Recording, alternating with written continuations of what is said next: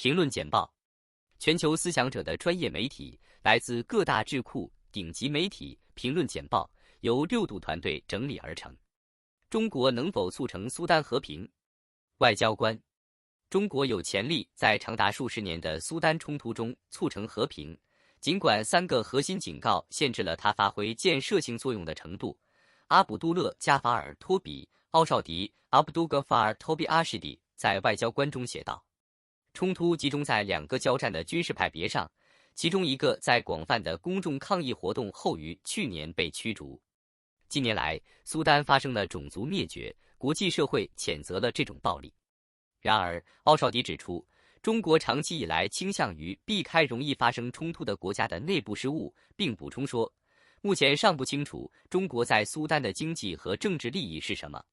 奥绍迪说，中国在苏丹拥有的独特的行动能力水准是它能够成为成功调解人的原因之一。中国与苏丹有着长期的经济联系，其在萨赫勒和非洲之角的软实力存在将受益于成功的调解。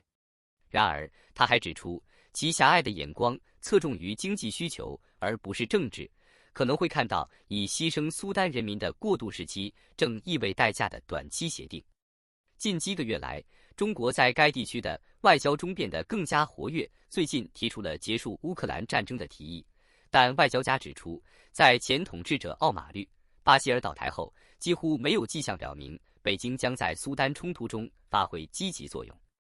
中国对苏丹经济利益的减少是另一个因素，但奥绍迪总结说，政治上功能失调的喀土穆会给北京带来经济问题。台湾需要商业帮助来加强其经济对中国的抵抗。外交政策：中国伤害台湾经济的企图正在受到关注，但许多人认为，如果利用国际合作，台湾强大的经济可以抵御灰色区的侵略。台湾的经济比乌克兰更大、更稳健，重工业和服务业为企业提供了在中断情况下依赖国际合作伙伴的选择。西方公司与台湾公司合作并同意承担其业务的关键部分，可能会向北京发出一个资讯，即台湾具有弹性，并且有很多朋友。台湾企业已经在加强抗力。台湾美国商会 American Chamber of Commerce in Taiwan 的一项调查显示，88%的公司计划在2023年维持或扩大在台湾的投资。如果中国的侵略确实扰乱了运营，国际企业合作伙伴可以接管生产和服务，以履行客户的核心义务。瑞典和芬兰的经济连续性计划可以为台湾制定类似计划提供模式。西方政府可以向与台湾同行合作的公司提供税收减免和其他支援，发出盟国支援台湾的强烈信号，同时是一项完全和平的措施。由西方企业在其政府协助下组建的台湾经济防御联盟与军事联盟具有同等重要的象征意义。随着西方世界对台湾的普遍支援，公司有机会支持台湾，并在新的标签下创建 Freedom Firm。乌克兰能在不阻碍和平的情况下伸张正义吗？外交事务要求成立一个特别法庭来起诉应对该国2022年2月入侵乌克兰负责的俄罗斯领导人的呼声越来越高。该法庭将专门审判侵略罪，这显然无视联合国宪章禁止使用武力的规定。国际刑事法院已经对俄罗斯在乌克兰犯下的暴行拥有管辖权，不能对非条约缔约国的国民提起侵略起诉。美国支援的漏洞允许美国、中国和俄罗斯官员免受法院的管辖等。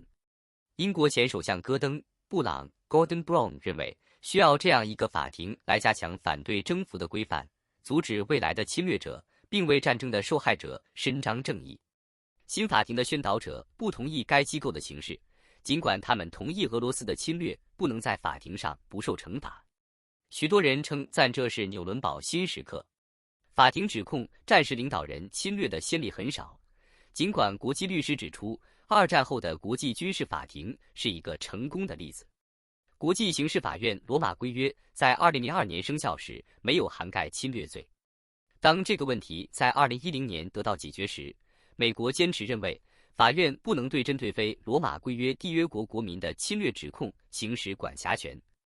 几位专家曾预计，在可预见的将来，侵略罪将排在国际法律议程的后面。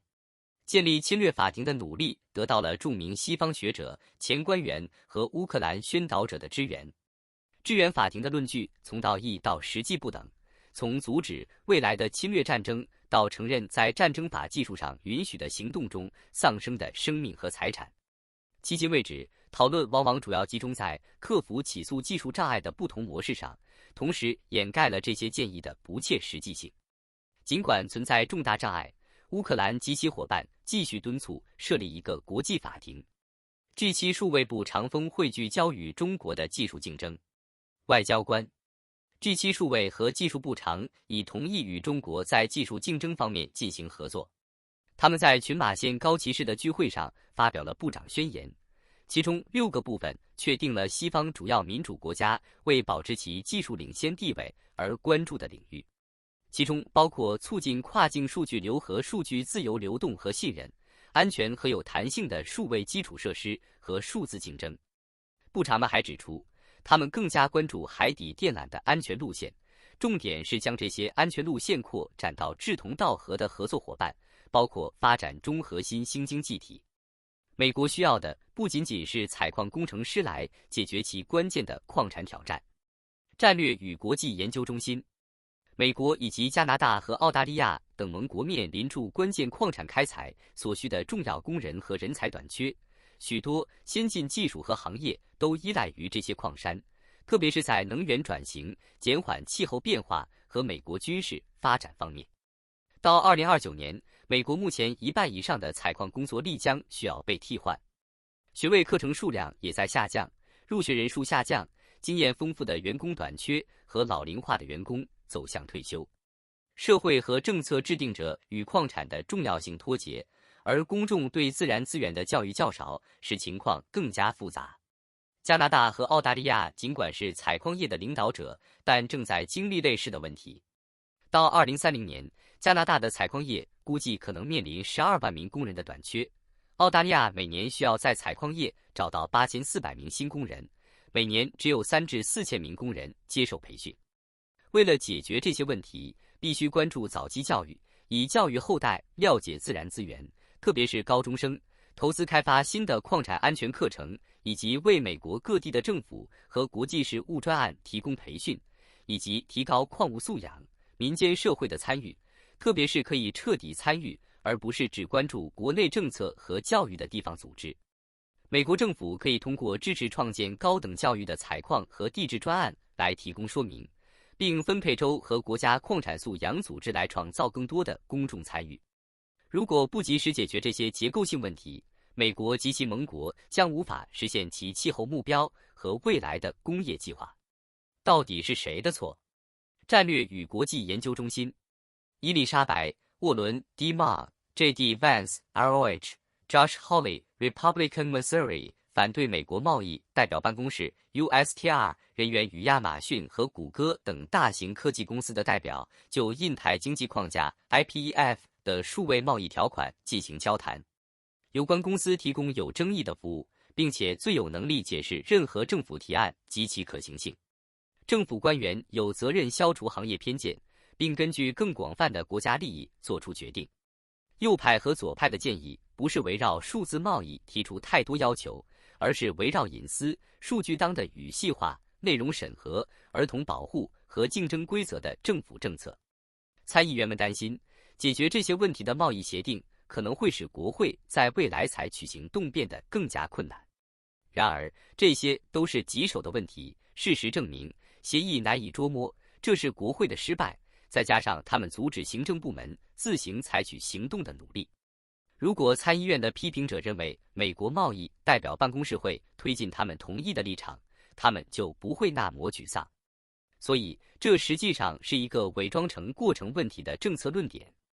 至少自1974年贸易法颁布以来，美国贸易代表办公室在做国会要求他做的事情方面做得很好，体现了美国贸易协定中的法律和惯例。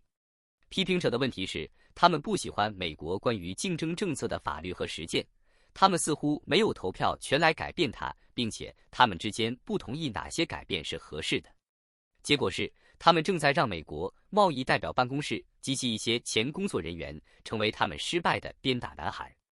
即将举行的中国中亚峰会将为两国关系提供新蓝图。外交官，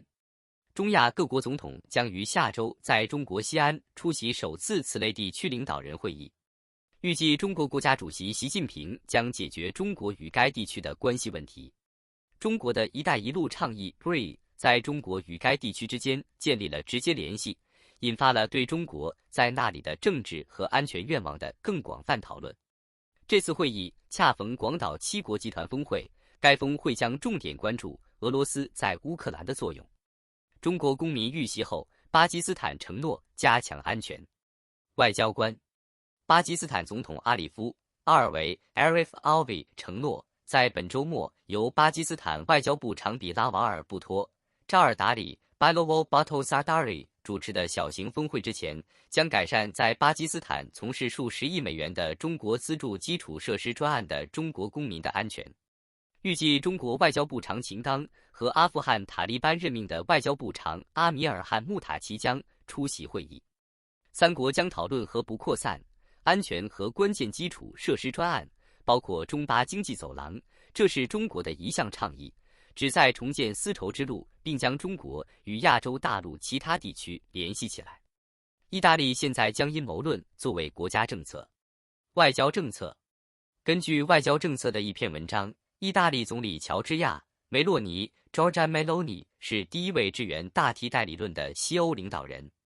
阴谋论认为，世界政治和商业精英正在某个秘密会面，以增加移民，试图用有色人种取代白人。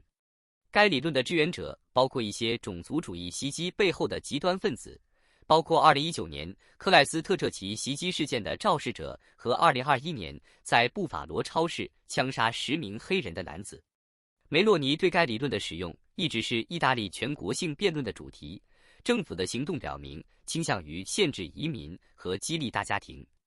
根据意大利政治专家的说法，梅洛尼不得不控制他的种族主义和阴谋暗示，作为总理职位的一部分，但作为他的反移民政策的一部分，他的政党可以自由地闭门进行这些暗示。巴基斯坦的 FM 在印度上核组织会议上取得了什么成就？外交官，